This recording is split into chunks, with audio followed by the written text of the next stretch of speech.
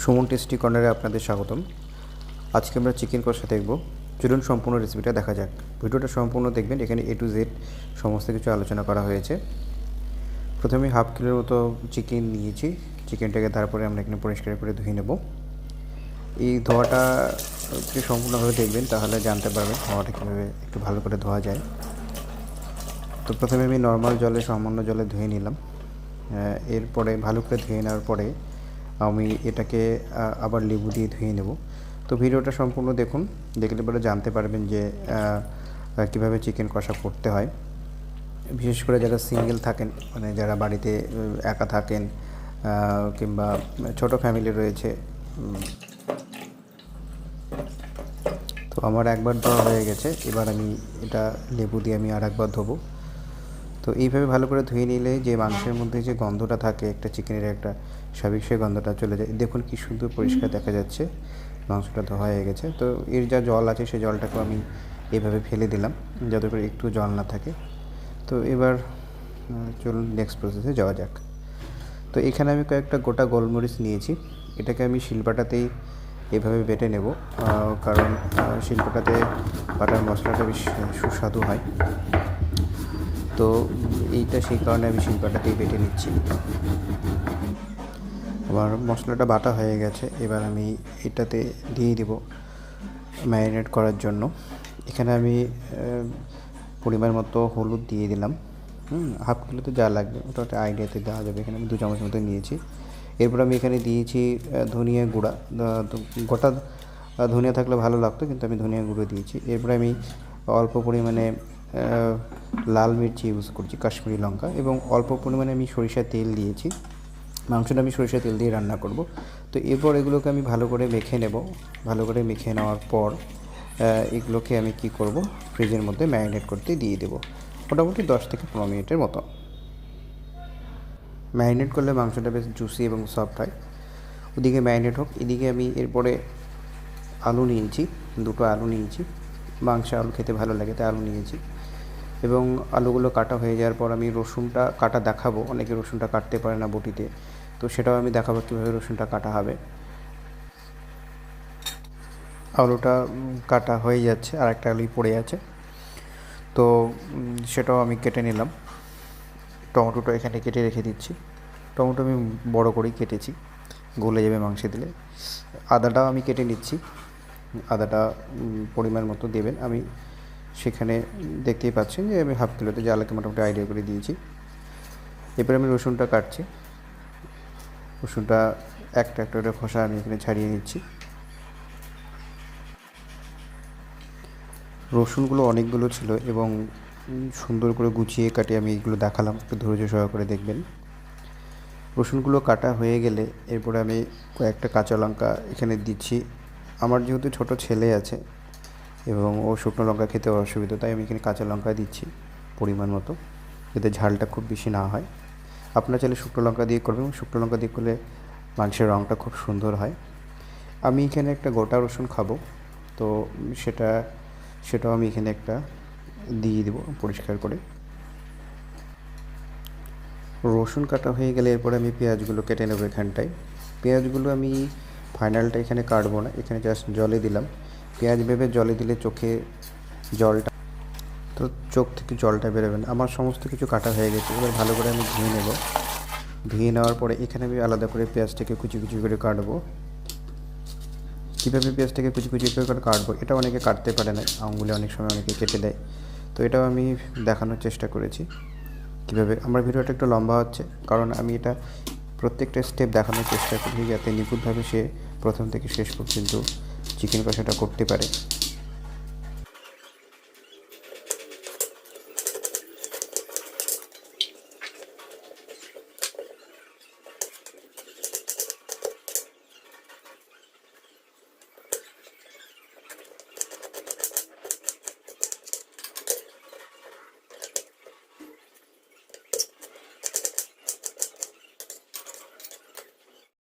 আমার সমস্ত কিছু কাটা হয়ে গেছে, আমি আরেকবার দেখিয়ে দিচ্ছি কী আমি এখানে নিয়েছি।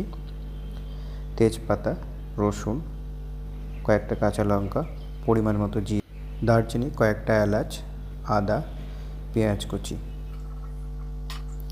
শিলপাটাতে প্রথমে আমি কাঁচা লঙ্কা এবং রসুনটা এখানে বেটে নেব। এখানে রসুনটার পরিমাণ একটু কম মনে হতে পারে, আমরা মোটামুটি অল্প রসুনই খাই, আরও রসুন আপনারা দিতে পারেন, আরও একটু ভালো হবে।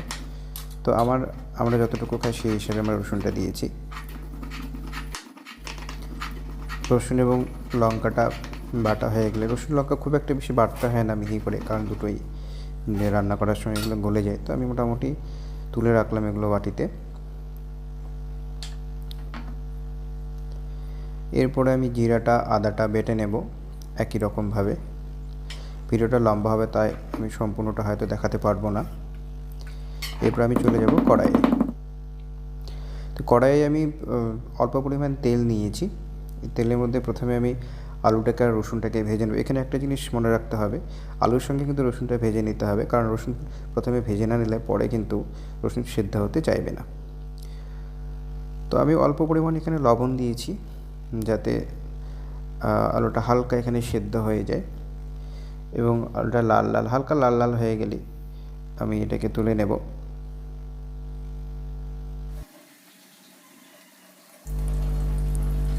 আলু এবং রসুনটা তুলে নেওয়ার পর আমি ওই তেলের মধ্যেই একটা দারচিনি এবং এলাচ দেব অল্প পরিমাণে, এবং তেজপাতা দেব, এবং প্রথমে আমি দিয়ে দেবো সেখানটায় পেঁয়াজ কুচি করাটা। পেঁয়াজ কুচিটা দেওয়ার পর পেঁয়াজ কুচি থেকে হালকা জলটা চলে যাওয়ার পর পেঁয়াজ কুচিটা যখন একটু লাল লাল হয়ে আসবে তখন আমি এখানটায় আদা জিরা কুচি এবং সেই কাঁচা লঙ্কা কুচি রসুন কুচিটা দিয়ে দিলাম। দিয়ে আমি আবার এটাকে ভাজবো। ভেজে এইভাবে রান্না করলে মশলাটা যত ভাজবো তত তার টেস্টটা একটু বাড়বে। তো আমি সেটা সেই জন্য এখানটা একটু ভেজে নিচ্ছি। এরপরে টমেটো কাটাটা দিয়ে দিলাম। টমেটোটা প্রথমের দিকেও দেওয়া যায় আবার শেষের দিকেও দেওয়া যায়, আমি প্রথমের দিকে দিলাম যাতে টক টক ভাবটা কম থাকে। এখানে আর একটা জিনিস বলে রাখি, টমেটোর পরিবর্তে কিন্তু টক দই এখানে দেওয়া যেতে পারতো, তবে টক দইটা কিন্তু প্রথমের দিকে না, শেষের দিকেই দিতে হয়। তো আমি অল্প পরিমাণে জল দিলাম আর একটু ভাজা এবং সেদ্ধ হওয়ার জন্য টমেটোগুলো। চিকেনটা আমি কড়াইয়ের মধ্যে দিয়ে দিলাম ফ্রিজ থেকে বের করে, সেটা আমি দিয়ে দিলাম কড়াইয়ের মধ্যে, এবং আমি মশলাগুলোকে ভালো করে মাখিয়ে নিচ্ছি। অর্থাৎ এই জায়গাটা কিন্তু খুব ইম্পর্টেন্ট, এই জায়গাটা যেভাবে মশলাটাকে ভাজবা মাংসের সঙ্গে এবং তত সুন্দর হবে। তো এই জায়গাটা আমাদের একটু ধৈর্য সহকারে অনেকবার মাংসটাকে ভেজে নিতে হবে, এবং উনুনে আঁচটাকে কিন্তু এখানে একটু হাই রাখতে হবে, লো রাখা যাবে না।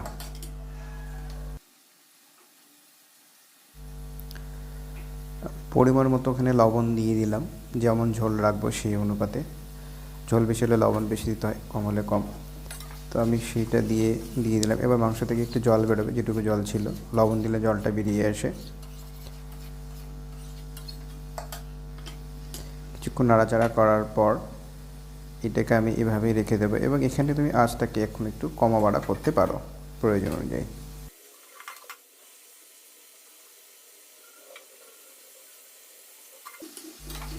কিছুক্ষণ রেখে দেওয়ার পর আমি এটাকে একটু নাড়াচাড়া করে নেব, মানে এখানে কষানোর প্রসেসটা চলছে। আমি কিন্তু এখনও জল এখানে দিইনি। তো কিছুক্ষণ আমি এটাকে ঢেকে রাখবো, মোটামুটি 5-7 মিনিট আমি এটাকে ঢেকে রাখার চেষ্টা করব, এবং দেখব আঁচটা যেন ঠিক থাকে।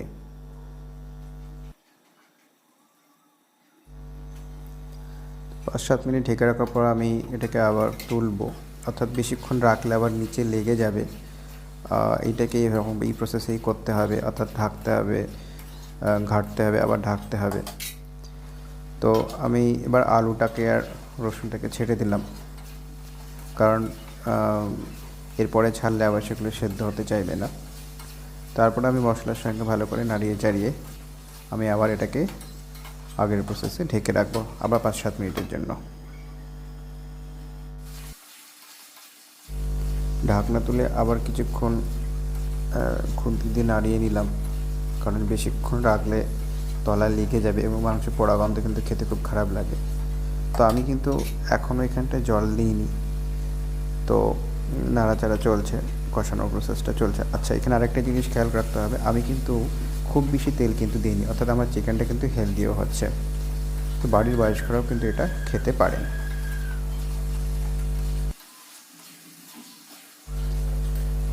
এখানে যখন চিকেনটা কষাচ্ছিলাম আমি পাশে উনুনে জল গরম করে রেখেছিলাম। তখন জল দেওয়ার সময় প্রায় হয়ে এসছে। তো আমরা এখানটায় আমাদের চিকেন প্রায় অর্ধেক সিদ্ধ হয়ে গেছে, তো আমি অল্প পরিমাণে জলটা দিয়েছি। দিয়ে আমি এটাকে আর একবার কষাবো, অর্থাৎ এই প্রসেসটা হয়তো আরও দুবার করতে হবে আমাকে। তো আমি আবার এখানে ঢেকে রাখবো আবার 5-7 মিনিটের জন্য। এইভাবে চিকেনটা রান্না করলে চিকেনের যে গ্রেভিটা তৈরি হবে সেটা অত্যন্ত সুস্বাদু হবে এবং টেস্টি হবে। একবার করে দেখো, কেটে যেতে খাবে। আমাদের চিকেন প্রায় 90% সেদ্ধ হয়ে গেছে। জাস্ট গ্রেভিটা আর একটু ভালো করার জন্য এটাকে এখন কষানো চলছে। টমেটো প্রায় সেদ্ধ হয়ে গেছে। তো খুন্তিটা এইভাবে আলতো করে নাড়াচাড়া করলে চিকেনটা ভেঙেও যাবে না। তো আমি আর একবার এটাকে ঢেকে দিলাম কিছুক্ষণের জন্য। এটাকে বেশি সময় রাখা যাবে না, অল্প সময়ই রাখতে হবে। তো চিকেনটা খুব সুন্দর লাগছে দেখতে, অর্থাৎ ও তেলগুলো বেরিয়ে এসছে সাইড থেকে। তো এটাকে প্রায় ফাইনাল কষানো চলছে, অর্থাৎ এরপর আমরা আর একবারই জল দেবো। সেই জলটা ঝোলের জন্যই দেবো। দেখা যাচ্ছে যে তেলগুলো বেরিয়ে আসছে এবং গন্ধটা খুব সুন্দর বেরিয়েছে।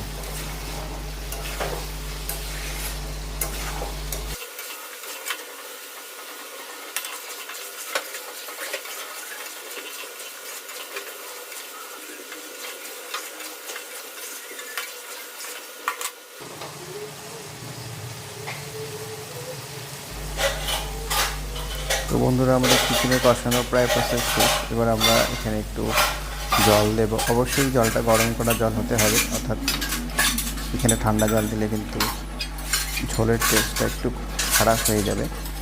তো সেই আগে যে জলটা গরম করে রেখেছিলাম সেখান থেকে ঢেলে দিলাম। এখানে পরিমাণ মতো জলটাই দেবো।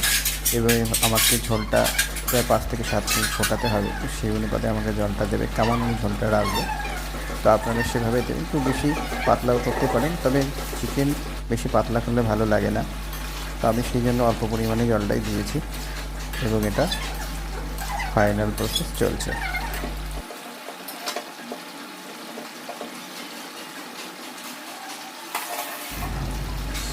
এখানে আমি কিছুক্ষণের জন্য চিকেনটাকে ঢেকে রাখবো, অল্প, এখানে খুব একটা বেশি সময় নেব না, এই 2-3 মিনিটের মতো। তো আমার হয়ে গেছে। আমি ঝোলটাও প্রায় দেখে নিয়েছি এবং গন্ধটা খুব সুন্দর বেরিয়েছে। দেখে নিচ্ছি যে আলুটা সেদ্ধ হয়েছে কিনা। তো এখানটায় আলুটা সেদ্ধ হয়ে গেছে, আমি দেখে নিলাম। তো আমাদের চিকেন ঝোল প্রায় আমাদের কমপ্লিট। এবার এখানটায় আমি হাতে বাটা গরম মশলা যেটা রয়েছে সেটা আমি দিয়ে দেবো, কারণ সেই মশলাটা আমার ভালো লাগে গুঁড়ো মশলার তুলনায়। তো সেটা আমি বন্ধুরা দিয়ে দিচ্ছি। এবার গরম মশলাটা আমি সঙ্গে সঙ্গে নামাই না, মোটামুটি 1 মিনিটের মধ্যে রেখে দিই, তাহলে গরম মশলার যে কাঁচা যে গন্ধটা থাকে সেই গন্ধটা মুখে লাগে না। তো এটা দেওয়া হয়ে যাওয়ার পর আমি একটুখানি নাড়িয়ে চাড়িয়ে দেবো এবং নাড়িয়ে চাড়িয়ে দেওয়ার পরে 5 মিনিট 2 থেকে 3 মিনিট রাখার পরে আমার চিকেন কিন্তু রেডি। এখানে অবশ্যই ফ্লেমটা লো রাখতে হবে, কারণ খুব বেশি ফ্লেম দিলে কিন্তু এখানটায় ঝোলটা শুকিয়ে যাবে। তো এখানে আমি খুব বেশি ঝোল রাখিনি, অল্প পরিমাণে ঝোল রেখেছি। দেখো এবার কত সুন্দর একটা কালার এসছে। তো বন্ধুরা, আমার চিকেন কমপ্লিট। এবার আমি খেতে বসবো। তোমরা অবশ্যই বানাবে এবং বানানোর পরে জানাবে কেমন হয়েছে। এবং তোমাদের কিছু সাজেশন থাকলে আমাকে অবশ্যই কমেন্টে জানাতে পারো। অসংখ্য ধন্যবাদ।